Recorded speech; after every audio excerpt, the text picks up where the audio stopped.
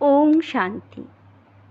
Spark द्वारा संकलित मुरली में आने वाली कहावतें और कहानियाँ पुस्तक से आज जो कहानी आप लोगों के साथ शेयर करने जा रही हूँ उसका नाम है कर्मों की गुह्य गति।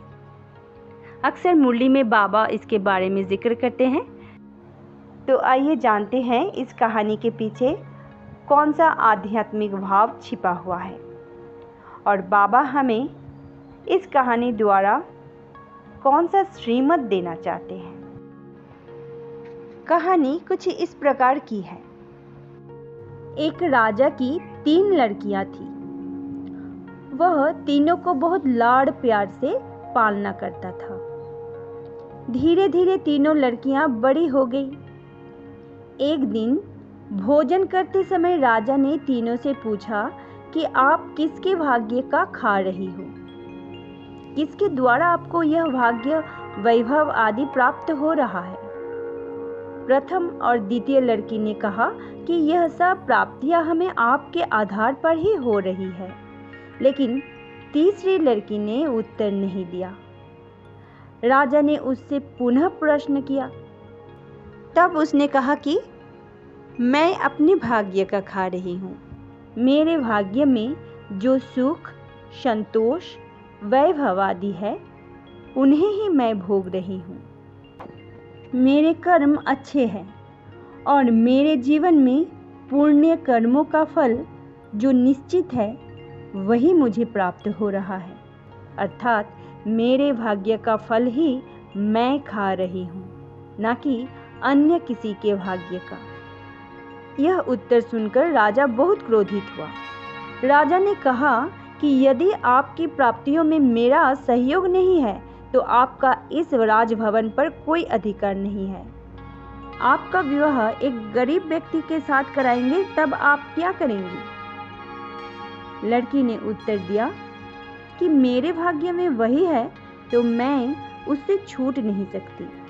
यदि भाग्य श्रेष्ठ है तो झोपड़ी में भी खुशी से रह सकती हूँ।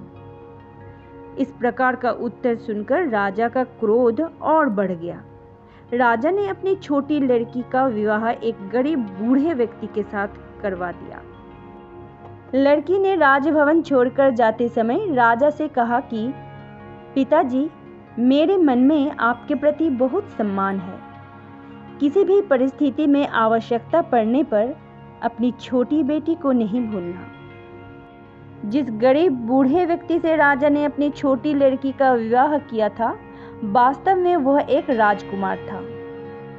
वह बहुत अच्छे व्यक्तित्व का धनी एवं धैर्यवान व्यक्ति था, परंतु श्रापग्रस्त होने कारण गरीब और बूढ़ा हो गया था। कुछ समय बाद राजभवन में राजा का स्वास्थ्य बिगड़ना प्रारंभ हुआ। चिकित्सकों ने जंगल से एक बूटी ले आने की सलाह दी। छोटी लड़की के पति ने बहुत कष्ट उठाकर राजा को जंगल से वह बूटी लाकर दी, जिससे राजा का स्वास्थ्य बिल्कुल ठीक हो गया। छोटी लड़की का पति श्राप से मुक्त हो गया एवं राजा बनकर पुनः राजाई करने लगा तथा छोटी लड़की रानी बन गई। राजा को अपनी गलती की अनुभूति हुई और उसने लड़की से क्षमा मांगी। इस कहानी का आध्यात्मिक भाव यह है कि प्रत्येक व्यक्ति को अपने कर्मों के फल दुख व सुख के रूप में भोगना ही पड़ता है। इससे कोई भी छूट नहीं सकता। अब बाबा हमें कर्मों को श्रेष्ठ बनाने की शिक्षा दे रहे हैं एवं सत्कर्मों के आधार पर स्वर्ग का राज्य अधिकार प्राप्त करा रहे हैं। तो हम बच्चे क्यों न बाबा का श्रीमत मानकर श्रेष्ठ कर्म द्वारा अपना जीवन को श्रेष्ठ बनाएं और खुद के साथ साथ दूसरे का भी कल्याण हो, यही संकल्प रखें। आज का कहानी इतना ही।